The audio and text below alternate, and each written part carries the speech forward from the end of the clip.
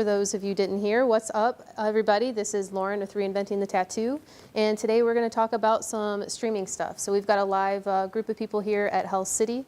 If you're unfamiliar with Hell City, it's a Columbus-based tattoo convention that brings in a lot of different artists. We've got different streamers, different, all sorts of stuff. So today I put to see this, Gabe? Yeah. Okay. Okay, yeah, I put together a little presentation to kind of address what Gabe and I, Fawn, Todd, Forrest, a lot of us do every single day, which is streaming. And there's a lot of different reasons why. So today is streaming from simple to complex. All right, so I'm going to talk about a bunch of different things. We only have an hour, so we're going to cover anything from what you can possibly stream all the way to our equipment list, and then 3 different setups that we're going to cover. We'll also look at what actions you can take for pre to post-production with your content. And lastly, you can walk out of here being able to feel comfortable if you'd like to host a show with us on Reinventing the Tattoo. So let us get started. Okay. So for us, my background with Reinventing the Tattoo is to do a lot of streaming with other artists. We'll use video platforms such as Zoom. It's a pretty basic setup for pretty much anyone. As long as they have a link, they can Zoom in with us. In this case, we have an artist from New Zealand. Gabe was in Massachusetts, Tennessee, North Carolina, and Wisconsin. So it's a great opportunity for you guys to get in with other people. So I can point out here, Gabe clearly is using a camera. He's using a DSLR, so is Jake. Katie looks like she's using her probably her phone in that case. He looks like he's using a laptop or tablet, and I'm using a DSLR as well. So from the basic to the complex setups, it's all about what your intention is, and that would be, what are you doing with your stream? Okay, so this lovely slide talks about just to get your mind thinking about the different types of stuff that you could stream. For us, a lot of it goes into virtual events, which are naturally education-based, interviews, and lifestyle coverage. Some of these things we'll just kind of brainstorm, and I'll ask you guys what you can think about. But tattoo giveaways, something as simple. A lot of people go live on Instagram for tattoo giveaways, which you can get by with a really, really basic setup. Otherwise, if you want to go live on a social platform, also guest artists in town, those are really nice. Once you start getting further in, that's when you want to get into more of a complex setup. When you have Q&A sessions with multiple audio inputs, panel discussions, multiple audio inputs. Otherwise, in the education stuff, if you want to find your niche, tattoo technique is kind of a no-brainer. Tips, reviews, workshops, seminars, and webinars. When you get into some of this stuff, you really add a complex factor to things when you want to do something like a webinar and you want to do it live. The nice thing that I find with anything like that, education-based, specifically a webinar, is that when you do it live, it removes the need for much post-production. Other stuff for like interviews, if you want to start streaming from your website, interview other tattoo artists, experts, and clients. And then what you can do with that video is you can, and when you want to promote that you're going to be doing it, that embed link will show up on your homepage or social media or YouTube Live or all of it at the same time. Other stuff that you guys could stream about would be just updates and insights about the industry where you want to hear feedback live from people who are watching. New products and trends. Everybody wants to show off the stuff that they're using. And also, just like today, conventions and events. So I know Fawn is here with Tattoo Collecting 101. A lot of times they'll stream the actual competitions, which is really cool and unique. So that's kind of stuff to get your brains rolling a little bit. I know we have Mark from Needle Jig here. He'll live stream if he has an interview, such as like James from Medina Gloves. Forrest is here. He'll live stream on the Launchpad community. So there's a lot of different reasons. Gabe is here. He'll live stream at, like Black and Gray Week, where you had panels set up and the full complex setup. So that's my take on that. All right, equipment list. I'm going to do a little switch in here.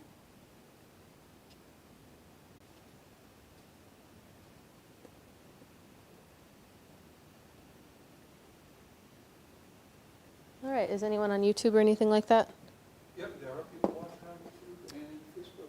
All right, this might be a little shaky, but what I'm going to do quickly, and we can talk about this again towards the end, I'm going to show you some of the equipment that we have here. All right, so from a simple to basic standpoint, we've got everything from what I have here is a Blue Yeti mic. Are you guys able to see this? Is there enough light?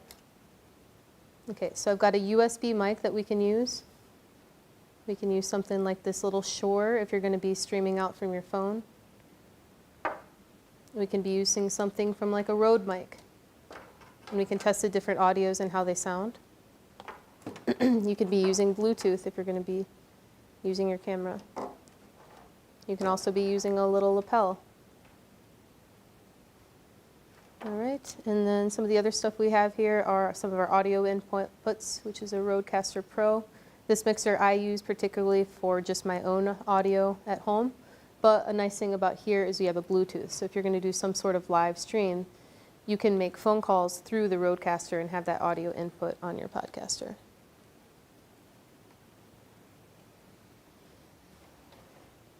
Oh, cool.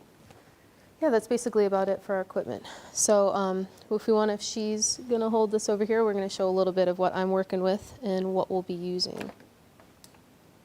Okay, so I have a different audio setup for what I do, which is education-based stuff. So what we're looking at is we have a teleprompter. We have a monitor so that I'm able to see what I'm looking at and can look right into the camera. We've got our Rode Podcaster mic. Rode Pod mic. To monitor my audio, I've got a set of Shure headphones here. To monitor what's on my computer screen, I've got an Elgato Stream Deck here. Can you talk about that a little bit? Yep, I will. I'll probably talk about everything, just doing a quick. And then in my setup over here, I've also got this Zoom little audio switcher with 2 microphones input in through an XLR cable. Also got little table clamps here for different audio or video or lights. Yep. And you can show some of the... All right, we've also got a few different cameras on display, and we'll put a link to all of these different things and what they can do. I'm just giving the initial overview. This is a handheld camcorder that they use on Tattoo Collecting 101 often. All the way down to my Sony a7 III, which I use to stream anything in the Tattoo Weekly that I've done before. Okay. So all of this stuff combined could pretty much fit into a Pelican case if you're going to be traveling to an event, probably 1 or 2 Pelican cases. All right, that part is good.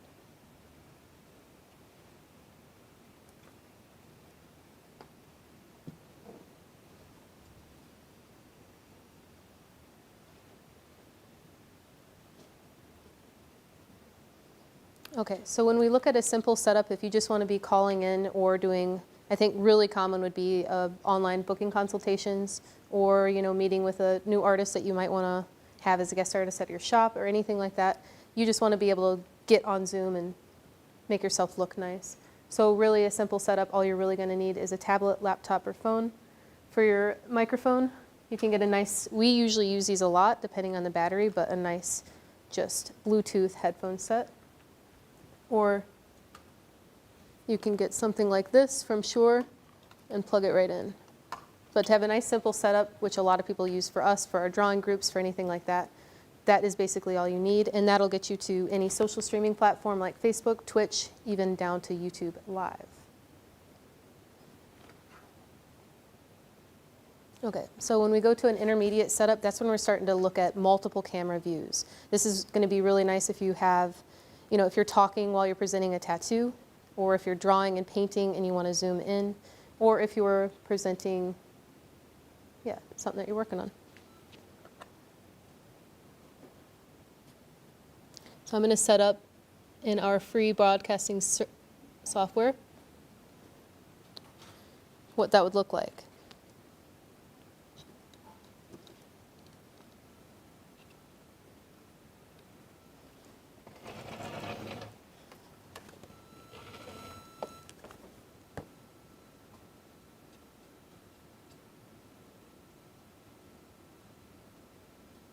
So what I'm doing over here is I'm working in free broadcasting software that we use a lot with Reinventing the Tattoo.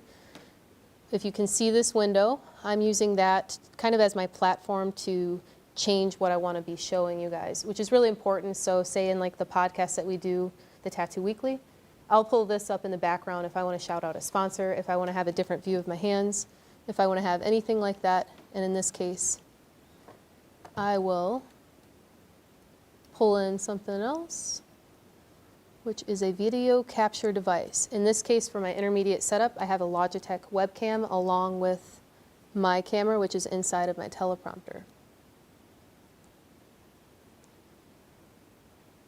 Okay. All right, so a guy that I saw doing this for quite a while is Jason Leeser. And if you guys are watching Reinventing the Tattoo, that's pretty good to know because Jason always has his logos. He has kind of like a hand view as well. So if you can see this up on the screen, I'll go ahead and maximize it. This is super easy. This is not hard to do. You can add animations in here on the lower aspect of this screen. You can get into adding like transitions between screens. So for example, I've made this ahead of time and I could be working on something cool, like something I'm painting or something I'm drawing at the same time. Well, someone can see my face. Other things that you can do would be to add some cool overlays in here, which is common, or even pull in different websites. For example, in World Tattoo Events, he's a sponsor of Reinventing the Tattoo. I've got a scene created so that if I select that scene, I can open up a browser window. Same with Reinventing the Tattoo. In this case, I have my video up here in the right-hand corner, and I'm screen sharing a website. This might be helpful if you are doing an online consultation and you want to share maybe some of your portfolio pieces or some drawings or something that you have in mind as well. Another use for this type of thing would be during the consult if you want to actually be drawing and sketching something while you're talking to somebody.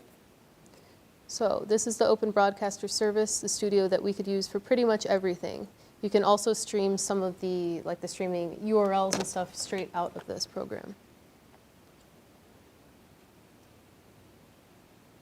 So back to the intermediates setup, that's just basically if you can take two cameras and you can have your audio coming in, you can pretty much get a nice looking intermediate setup. All the way down to the lighting, I think that that adds a big aspect to it. So in this case, we're using a newer ring light. A lot of the people that I see streaming, they've got a couple of these just panels. Oops. So this is another common thing that you could do. So I'm not going to get into three-point lighting, but we all know how it works. If I really wanted to light this room, I could have this, behind me with a little red filter on it or something like that. But if you really want to look nice, get your lights right.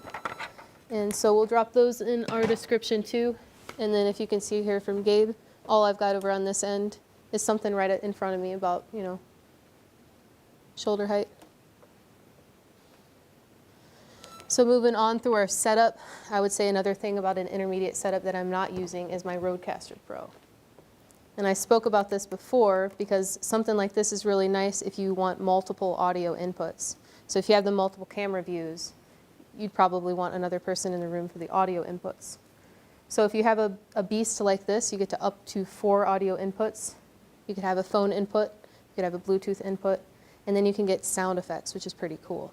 So what I use for this in these little, colored buttons, I could have sound effects like a sponsorship message like support Needle Jig Tattoo Supply. They're the best tattoo needles that you can possibly get. And then press all those pre-recorded things. So with that in mind, I also have another intermediate kind of cool setup over here, which is our Zoom audio device. And in this case, we've got our microphone here connected and another one running up to the Rodecaster Pro here.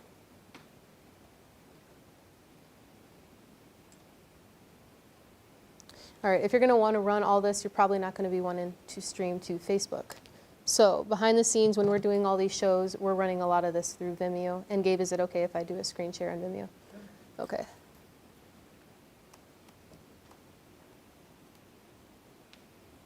All right.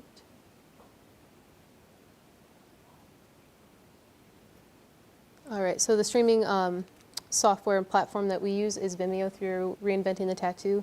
We host all of this and send it out elsewhere. And you can do this, you know, if you're creating something that you're going to go live on YouTube, or if you have the website, anything like that.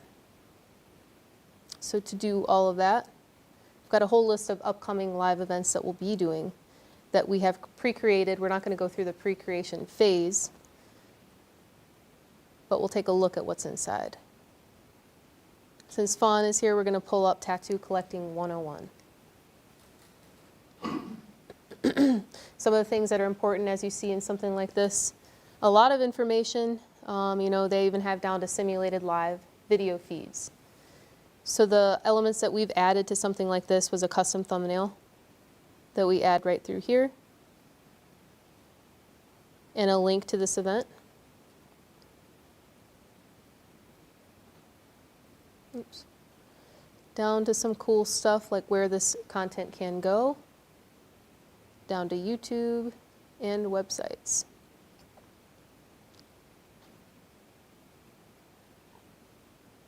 Okay. All right, I'm going to move a little bit into the complex setup just so we can kind of look at everything that we have here and see what we could do to actually start a podcast or a live stream with it. And I actually could if I wanted to. If we're not on Vimeo now, then, oops. Okay, so for our complex setup, what you're going to probably want is a nice DSLR. In that case, we use the Sony a7 III. Gabe, what model camera do you have up there? You know, I'm not a pretty fan. It's a Canon. Okay.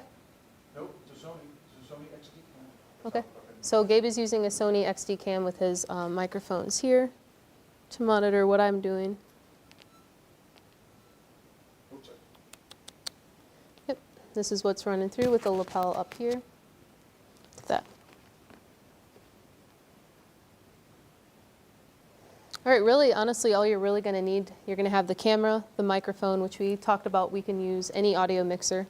And you get these, which Fawn can talk about because I haven't used much of these wireless handheld microphones. You're going to get down to your lighting, which we've already talked about. We're going to get down to a streaming platform like OBS, which a lot of people, even professionals, use, the OBS studios. And then we'll get something like this. This is a capture card. So if you want to go live with this nice camera that you have, which a lot of people have nice cameras, you're just going to need the right cord and the right capture card. A capture card is going to take the data coming from your camera and into your computer. A lot of gamers use these things. In this case, you can use an Elgato Camlink or an Elgato HD60S Plus if you want 4K. And they have other models too, but the Camlink I found that works pretty well. So once you have the data going in, you've got your camera set up. I set mine up on a teleprompter if I'm going to do something live like the Tattoo Weekly, so that I can read in advance a script that I've typed up or see myself or the screen. So to do something like that, you can take a little small, newer model monitor. In the case of like this, I've hooked it up from an HDMI cable to my computer so that I can see what I can see on my computer. Put that guy right there with my camera being behind the glass. That way I can look straight into it. Looks like I'm being pretty genuine while I have that DSLR behind it.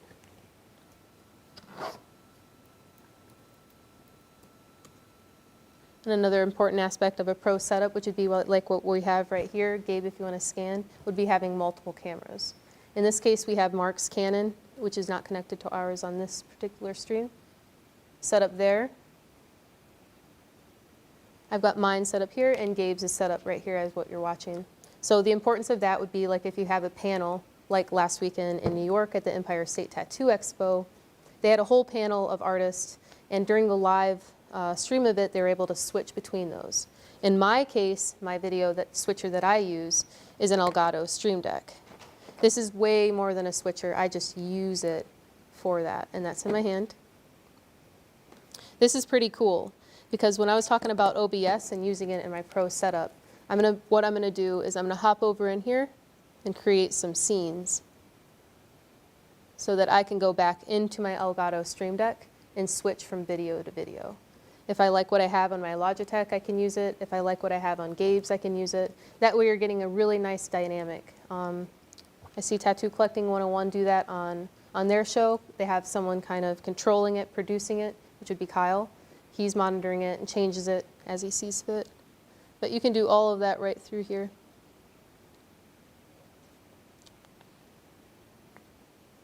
So once we have that, we've got our streaming platform, our capture card, our switcher. You can also use a YOLO box, which is what they use with Fun, and I love it. I just haven't used it yet. You've got your Stream Deck. Let's see. Cords. I'm going to show you this. So to get your camera to work, you're going to need a micro HDMI cord.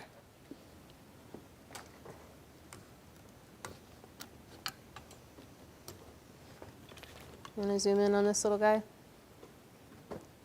All right, so if you take a micro HDMI into your Elgato or your Camlink, your little capture card, and into your camera, along with the HDMI going into a USB port, that will be the missing link to get your DSLR live. So once you have all that, you're pretty much ready to go. That's pretty much all you need to start, except for the content. So this isn't as great and extensive yet, but Do you want to put play on this section? yeah. I want to show you guys some examples of what other people are doing in the industry and kind of look at it and see how we feel about it. Okay, so for example, this is a newer one. This is John Mesa. He's got the Honest Tattooer podcast. He's in the States, he's in New York. A lot of this equipment is what they're using right here. These are Shure mics, a little Shure desktop stand. You know, a lot of these guys, it's pretty consistent. They're all using the same thing. This guy here is using his Rodecaster, same mic hooked up with the mic stand. So you can kind of see that once you get the equipment, the content will be the thing that rules. Some of these guys are using the same other equipment with lighting, like with these backlights here with John's setup, or with these guys have a nice little backlit area for theirs as well. A few more examples. Also here in these guys set up for their live stream or podcast, in this case, Chats and Tats. I think Aaron Deladova has one of the nicest setups.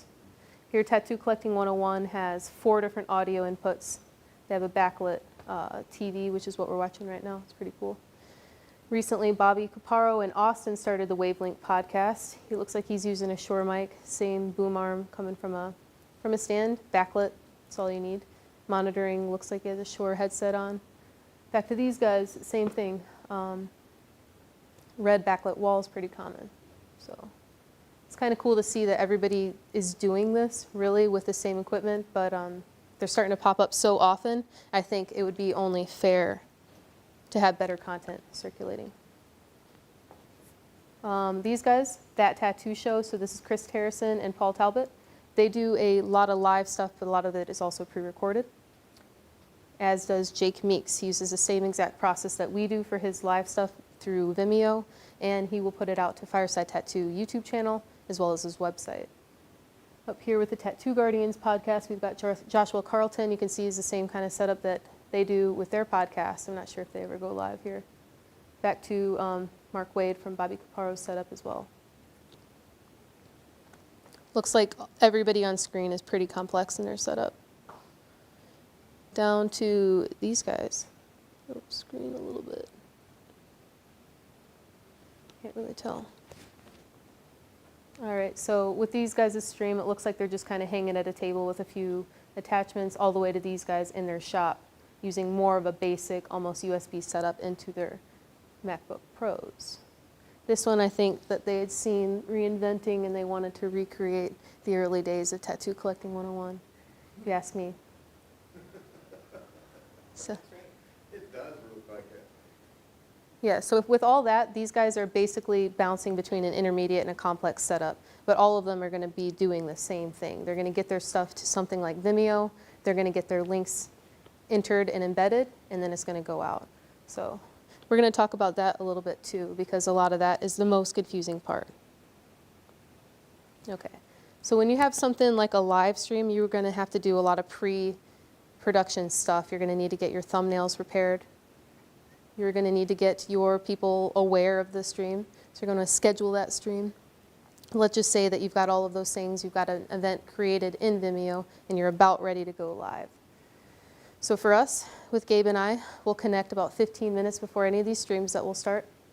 We'll connect to the streaming platform like Vimeo from something like Zoom.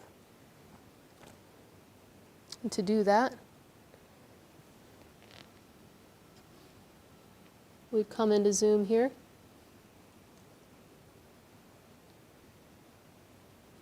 Sign into your account.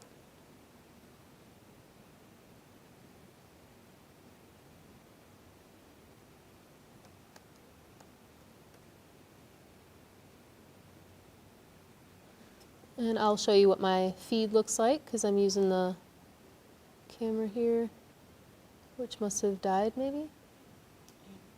Took the cord out of it. Oh yeah, that's right.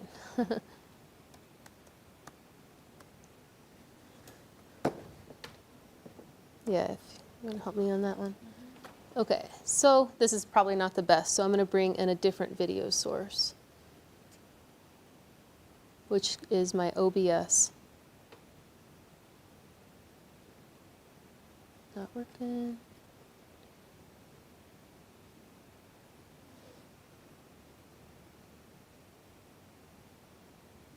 Okay, well, the video source doesn't look like it's working too well. But this is kind of like a basic setup for a live stream screen that a lot of us will use. There is some compression involved, so if you want to use something that doesn't have compression, we can kind of jump to a Riverside example. It looks like you got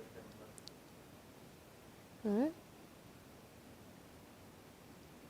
All right on. Okay, so it looks like we'll say that this is a stream look that I want to go with. I'm ready. I've got people tuning in. I've got my YouTube stream scheduled. So I'm going to go from there to these little three dots, and this will be similar in almost any streaming platform like Streamlabs or Riverside or Zoom. So this is a nice example of what these behind the scenes stuff means. You've got a streaming URL, stream key, and a streaming page. So when we get back to our live events that we've created,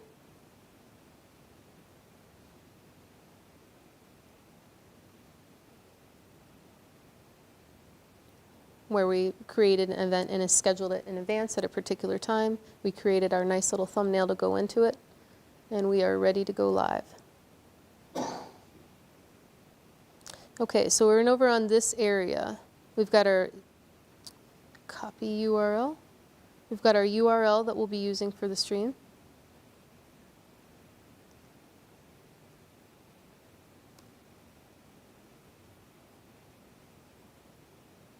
And there's stream key that we're going to copy and paste. And our website, it could be anything from tattoonow.com, reinventingthetattoo.com, anything like that.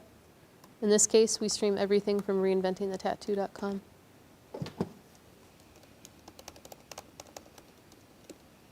Would it screw things up if I actually did go live? Okay, so what we're going to do is connect our Vimeo, which is connected to the place that we want to put this video, to our platform. Gives us a little notification that this is being live streamed, which is good. Yeah, let's get as inception as we can and stream. Stream the stream while streaming a stream. Only when streaming. So this is what we have. This is literally all you need to make your stream go out. We've got the equipment. I'm using a complex setup with multiple cameras, and we're connected to Vimeo. So on the side in Vimeo, when it says RTMP destination, what that means is to get the stuff that we just copied and pasted in that window, to get those numbers in. In the case of YouTube, if you want to schedule your stream in advance, YouTube's going to give you those numbers. You go into your YouTube studio and you copy and paste them right here before your stream even starts. So yeah, this is pretty much ready to stream. Another thing that I like using these for with a live, or really anything, would be to do our lower thirds. Join live at reinventingthetattoo.com, which is true right now in our inception-y stream of a stream of a stream. Except you didn't click to go live, but, which is Yeah, okay. which is okay. Yeah, because if we did go live, we would see it. So in our Reinventing the Tattoo channel, what has it been? Probably 2 years that we've had this channel. We didn't always do this. We used to manually go live differently.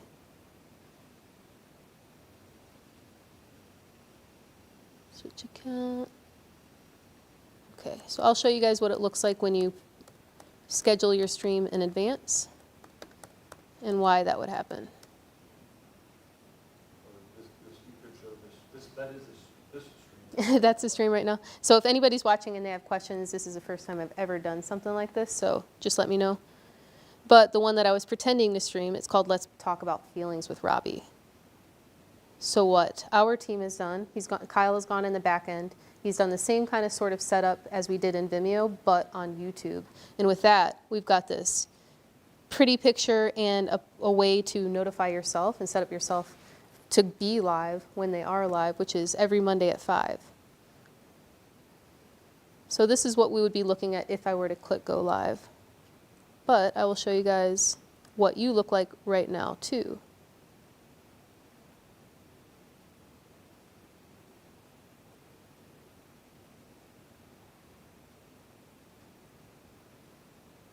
Nice. Perfect. So I can see that you guys see the screen.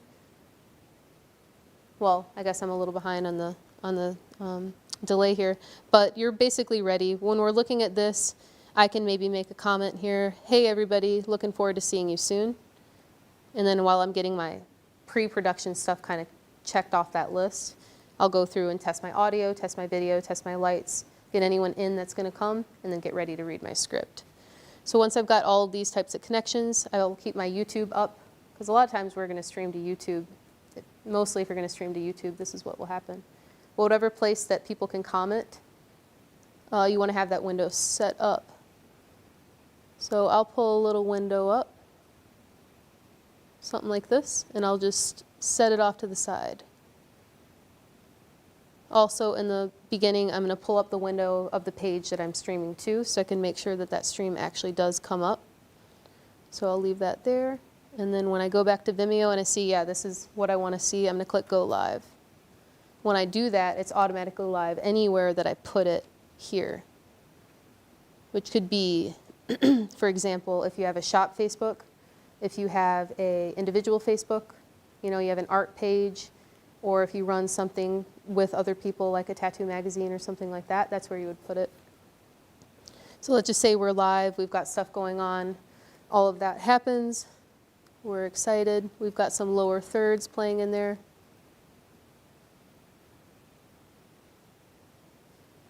Got some lower thirds playing in there. That's pretty complex. That's pretty much all we need to do. From there, I guess we can go back to our OBS where we're here, controlling the video that people see, and then start to really play. I don't have any like animated graphics kind of here, but for this one, you know, if you have someone's name or animated graphics here, that is what they'll see on YouTube. Yep, I'll just talk about another useful thing. So if I want to say,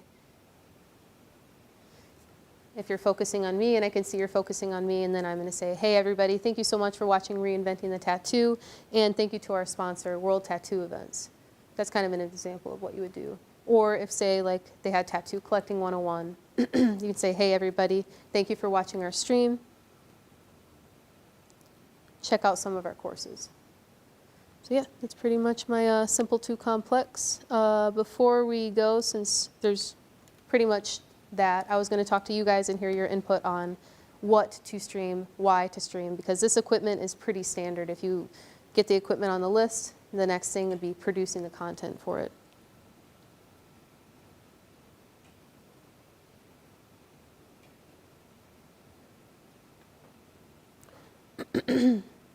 Yeah, so once we're done, just talking back because I didn't finish this slide.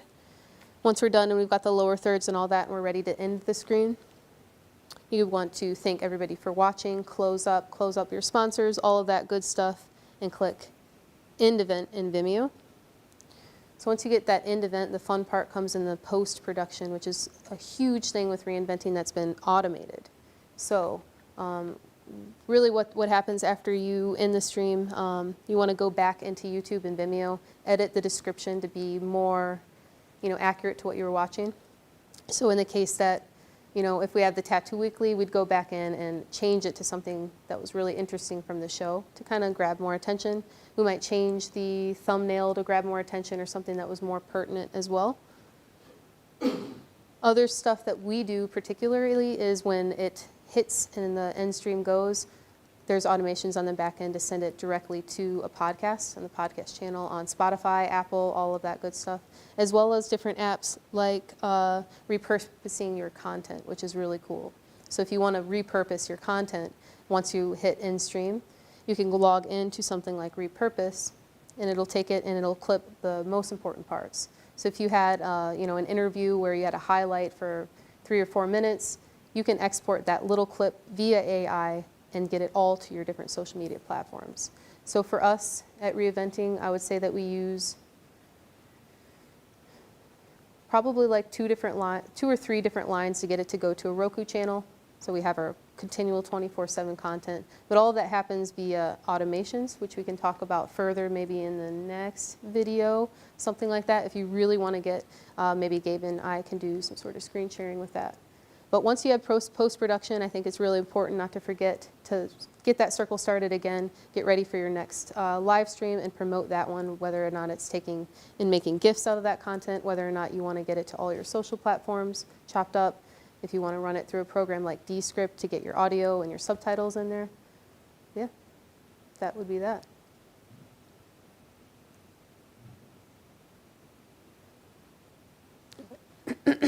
So with this knowledge of equipment, once we put, an equipment list into the Reinventing description, you could host your own tattoo show with us on Reinventing the Tattoo. So really the basic point of all that is to get everybody on the same page with what they need to get, because I think there's a huge hole in content out there, and I think that if there's more people who have access to that good stuff, we'll have better stuff to absorb and to do. And I would prefer, if I could, more educational-based content where you're going to need a multi-camera setup or anything like that.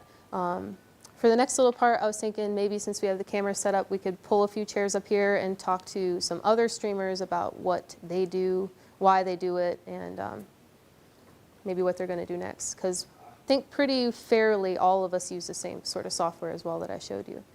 So take a quick, you want to pull up a chair up here, Mark Fawn?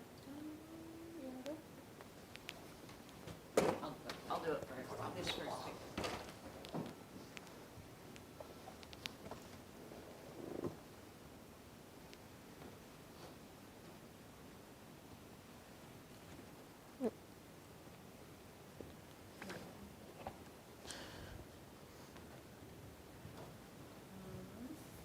Is that the one?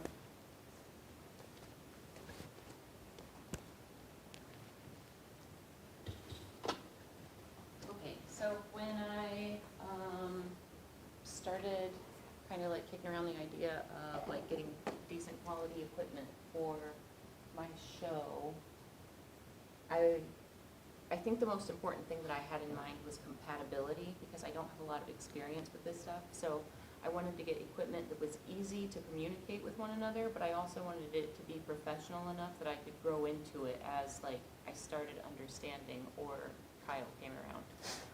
So, so like for our sound, the Zoom P4 has been like one of my favorite pieces of equipment. I can run 3 microphone lines through this, and then it's got a cool feature which is called a mix minus. So through USB-C, I actually have my line in and out for my computer. So that's just one line to this, and then there's just a switch that puts it into that mode, which is super cool. That way I'm not just like aux cables connecting everything. So also the ease of operation of this is pretty cool, because you don't have to worry about gain, you don't have to worry about levels. You literally have your volume for your line in and then your volume for your lines out. It also has a little touchpad on it, so you can pre-record like, theme music, quick little jingle. It comes preloaded with like an applause, like snare and hi-hat. There were a couple, but this was just an incredibly easy to use piece of equipment, but it's also a recorder. So all of those features, and it records on its own, and then it'll take all of those tracks and divide them like into their own file, and then you've got a 5th track with all of them together. So this is a teeny tiny piece of equipment. It was only about $250, and I think if you want something little and portable, like what I was going for, and easy to use, this is like, don't leave home without it kind of equipment. The other thing is like, people that work out in the field, they'll like strap this to them, so they'll have like, you know, like a rig vest where they're literally wearing a laptop on their chest, and then they have their sound on their back, or, you know, however it works out. So, that was a pretty integral part of our sound setup. And then for our video, one of the things that I found that was really a game changer for me was the Sony ZV-1, and they've actually got 3 versions of this now. They've got, I'd like to get the ZV-10, but I need to learn how to use this for what it's capable of. But the cool thing about this is if you've ever streamed with a DSLR, you know you have to have a dummy battery, or you run the risk of your camera getting too hot and just shutting down midstream. So the Sony ZV-1 is the answer to that. This is the camera that's designed to do everything that a DSLR is capable of doing, except it doesn't overheat and get hot. So this is like, I use 2 of these as our static cameras for the show every week. And then for our handheld, I have the, what is this one? The FDR AX3.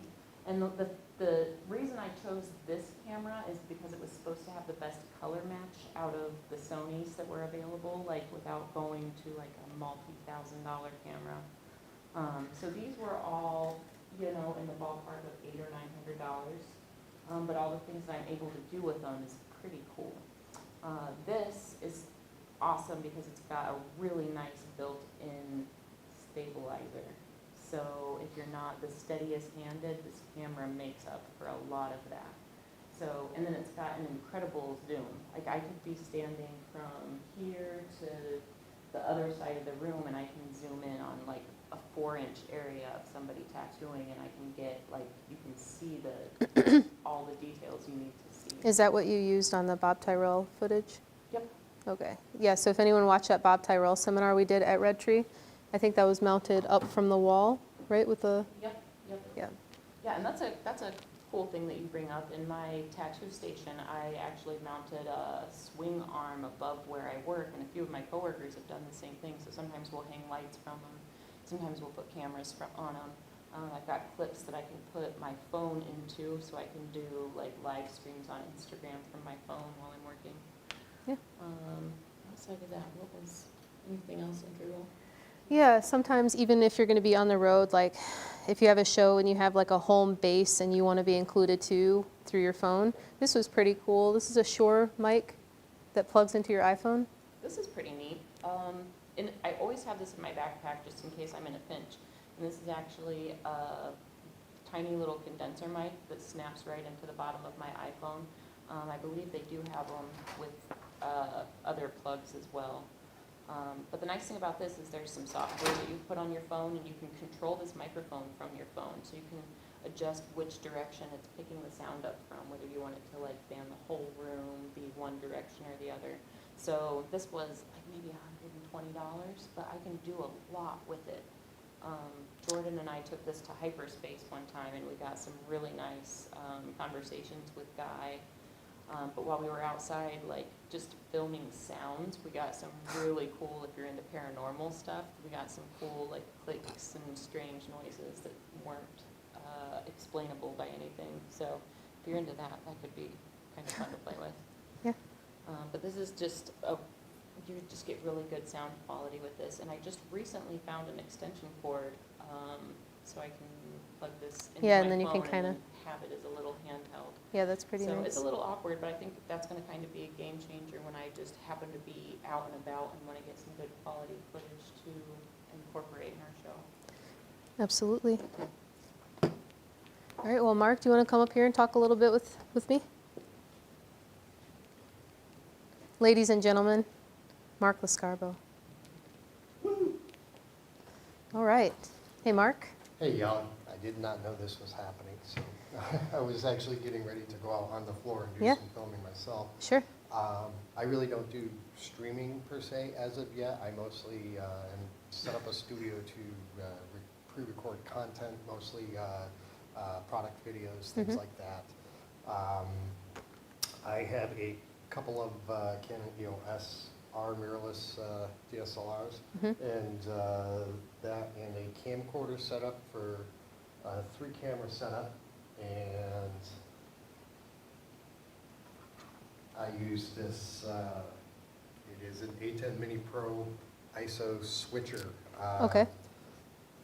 Laura Can you was hold that up talking- for Gabe at all? Yep, sure. And so this is more for multi-cam switching. The Procaster is more audio. This is definitely dedicated more towards video. If you had two, you pretty much have your own film studio, really. What I do in my layout is I sit at a desk. I have one of the DSLRs straight at me. I have another DSLR hanging directly over my laptop and desktop area for me to hold products, twist them around, move them, show them. I have that camcorder there, set off at a distance for a wide shot, and this allows me 4 camera inputs, so I also use my laptop monitor for the 4th input. And what this allows me to do is sit there and shoot 4 camera angles by myself with no other help. So that is kind of cool for a guy like me who can just go do something, grab something I built in the machine shop, whatever, sit down, and I don't need to coordinate a schedule with a bunch of other people. I can do it any hour, any day. That's really convenient. So, but yeah, I'm not really getting into the streaming so much yet. I plan on it, but truth is, I'm still getting comfortable in front of the cameras. It's Right now, you have it's several not on. it's not that easy, yeah, I'm in front of what, 4 or 5? 5 cameras right now. It gets easier over time. If you guys want to get streaming, best advice I can give you is get out there and do it. Don't wait for the best gear, don't wait for the best scripts, the best ideas, the best content. Just get out there, and each and every time it will get better. You'll learn something from the previous broadcast, and you'll just keep improving. If you're going to wait, you're never going to get there. That's kind of key. Like you said, you can start with really, really not crazy expensive stuff. And most people's phones these days are outstanding cameras. And this, I will be buying one of these. Swan, she showed me this earlier, and I was like, I need that in my life. And I already have 6 or 8 cameras over there in those 2 Pelican cases, and I'm like, I need that one. That's got to go to the collection. Yeah, when you have that extender, you can kind of hold it out. You know, if you're at a convention, you have an artist hold it out, and that works really, really well. Well, what I was getting ready to do right now is I got this little rig for this mirrorless, and I've got one Rode mic facing forward, and I've got a audio splitter here on the Sure. side, and I'm using the same The wireless the Rode. wireless Rode, Okay. and because I don't want the big old block on my collar, I have a Rode lavalier mic plugged into that rundown inside my shirt. To me, I don't like the big blocky thing on my collar. I could barely even see it. Yeah. Perfect. Well, my glasses really Yeah. have the mic covered. I got to move those. But this will allow me to speak to somebody, talk to them. This will pick up their audio perfectly, and this will pick up mine. And the whole conversation should be able to, be legible. So, Yeah, so say if I was walking around with Mark at this convention and I had decent enough Wi-Fi, I could follow him with my laptop, a micro HDMI cord, and my Camlink or my Elgato capture card, and he could be doing these interviews live from needlejig.com. So there's a lot of Just plug it uses right for into the live side streaming. here, link the two Yeah. together. I actually, there may be a way to wirelessly link the two. I don't know how good the feed would be, but yeah, that'd be something to explore. there's a million different ways to approach Yeah. these things. Well, And, there is no one right answer. yeah. There's so much different equipment to be used that, and it doesn't need to be crazy. I get crazy because I just like gadgets. Yeah. So, yeah, she has a bigger collection than me so far. Well, Accessories. maybe But I'm we'll pull in Gabe and Yeah. see what we come up with video and photos after the weekend. Yeah, good time. Yeah, Thank you. thanks, Mark. All right, Gabe, you want to come and talk a little bit with me? Want to talk a little bit? Yeah. Oh, shit. I'm, Yeah, but that'll be quick though because Oh, just a minute, my yeah. techie knowledge is So I've been talking to all sorts of people about streaming, just over, and I forget who it was. It might have been Seth, where he said that you'd been doing this forever. So what's the difference between you when you started streaming versus what we're Right, doing I mean, now? the biggest difference is bandwidth, Bandwidth. right? So like, back in the day, it was, I mean, way back in the day, you spent all night to download an image, like a JPEG, and you hoped that your mom didn't pick up the phone, right? Okay, yeah. And, as far as just accessibility, Mhm. right? So it used to cost like, you know, all these cameras now that we could afford, like, would have been 10 times as much, right? The computer, everything was a lot more, you know, just a lot more money, a lot more investment, for a lot less bandwidth, is the main thing, right? And again, it's just all the technology, right? Like just having these, you know, the video switcher here being like 750. Like, holy shit, 10 years ago to have a full switcher for video I don't even know how much it was, I couldn't afford it. Mm-hmm. So, you know, for me, that's definitely the biggest difference. It's just things are going wicked fast, and, you know, what used to cost us $10,000, $15,000 could cost us $2,500. Mm-hmm. And, you know, that does mean that the barrier to entry is also lower. There's more people doing it. You know, back 10 years ago, 15 years ago, I mean, and Guy was doing it before, you know, he's a little older, so he was doing it before, you know, with this guy Steve Collins doing streaming out from like raves and, you know, Chicago or whatever, on real media, or Real Stream, whatever the real player was. But yeah, like again, mostly my biggest impression is it's way more accessible, which means that, to your point earlier, the content, you know, is going to be what's separating people apart, as opposed to just having the right equipment, which is Yeah. becoming more accessible, especially as you're making videos. It's cool, you know. Yeah. You know, more people So can get it. for you guys, what you're doing streaming now with Tattoo Now is mainly like that Zoom, like interview-based type of stuff. I see a lot. Yeah, I mean, and we're using Zoom not because it's not designed for video switching or Yeah. any of it, but it's really accessible for people to just get on the phone and beam it. This is beaming out via straight to Vimeo. Mm-hmm. So this is beaming out OBS to straight to Vimeo. Okay. And again, but if there's ever going to be multiple people beaming in, it's really difficult. If you're going to do it I mean, we're not doing it at a massive scale, but if you're doing it a lot, if you're going to, you know, Zoom is, you know, everybody by now kind of knows how to get into Zoom. Mm-hmm. If you try to send everybody a link to you know, we use a couple of the other ones, it's either Restream or, I don't know, there's a half a dozen of them. Yeah, Vidyard, Or Vidyard or, Mhm. Riverside. Riverside, that's the one that has the Yeah. high definition stuff. But like, there's always like one platform that it doesn't work on, right? So Mhm. it's like all of a sudden, and guys, you know, if it doesn't work for him, it doesn't work, right? So all of a sudden it's like, wait, this doesn't work on Chrome on a laptop, Yeah. or this doesn't work on my iPhone, or this doesn't work on my, you know, Yeah. whatever. And with Zoom, at this point, you know, again, I don't want to be an ad for Zoom, and I don't, you know, I pay money to get an adequate service, Mhm. but we could give everybody a Zoom link, they can click the buttons, and then now they're zooming in. Nice. Well, the last thing I think before we wrap up, so how could people be using this to look really professional in their online consults? You know, Oh, or geez, yeah, online, yeah, like, for you sure. know, Well, anything like so that. definitely having your website hooked up to like some Zoom calendars, you know, obviously we've been working on the scheduling software where you could have default Mhm. Zooms.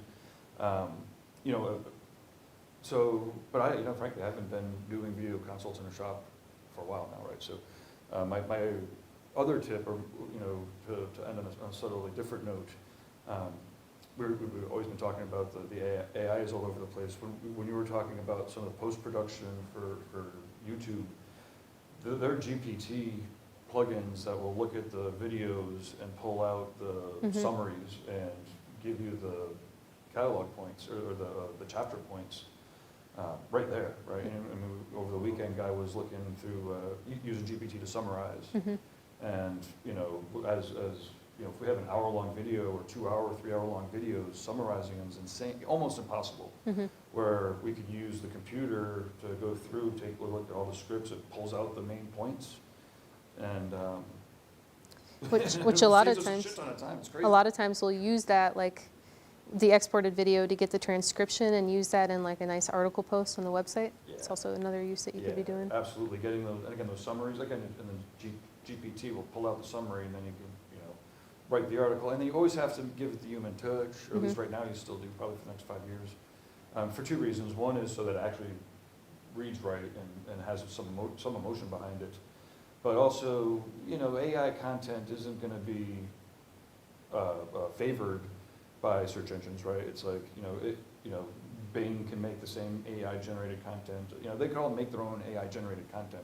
So, having a real human being touch on it, I feel like it's still going to be, well, one, good to have as a human being, but also it'll be favored if people are just going to all the AIs and Mhm. exporting, articles and then copy pasting them. I don't think it's going to get tons of traction that much in the future. But anyways, Yeah. point is, GPT to summarize your videos and your streams is great. Yeah, definitely. Well, yeah, this is cool. I've never done something like this, so thanks everybody for listening. The last thing too, what's also really nice about live streaming, if you do it right, that's your permanent video, and that's pretty nice because once you have a podcast channel with tons of videos that you actually live streamed, and you've got great pre and post production on something like that, you've got, that's pretty cool. That's where we're sitting now, I think. People still watch videos from 10 years ago that we posted. Hmm. And I guess maybe a little bit more just to wrap up. Lastly, like when I had this tattoo studio, I don't think in the last 5 years I hired anybody that hadn't watched the live streams. Yeah, that makes sense. There's two different, when you're doing regular live streaming, two things kind of happen. One is everybody that's on the live stream it's like almost perfect interview material. Like anybody who wants to hire any of the people that are on Reinventing, they could just watch hours of what they're like when they want to talk about art, It's true. for good or bad. And then likewise, as a producer of those live streams, as a studio, the best thing that would happen is we would be able to attract guests and resident artists, clients too, of course. But yeah, like I said, it's a great vessel. It's a lot of work, but if you're into it, and you can't not do it, then you should go for it. Yeah. Well, with that said, thank you guys for tuning in. If you have any questions, you can always find me, Lauren at reinventingthetattoo.com, or on Instagram, Lauren Worldwide. And yeah, Management at Reinventing the Tattoo. Sure. Awesome. Thanks again, and I'll be excited to get any feedback in the comments. We'll tighten it up and do it again. yeah, like I also said, management at Reinventing the Tattoo, if anyone wants to maybe look into hosting something like that. Yeah, that's amazing. All right, guys. Stuff.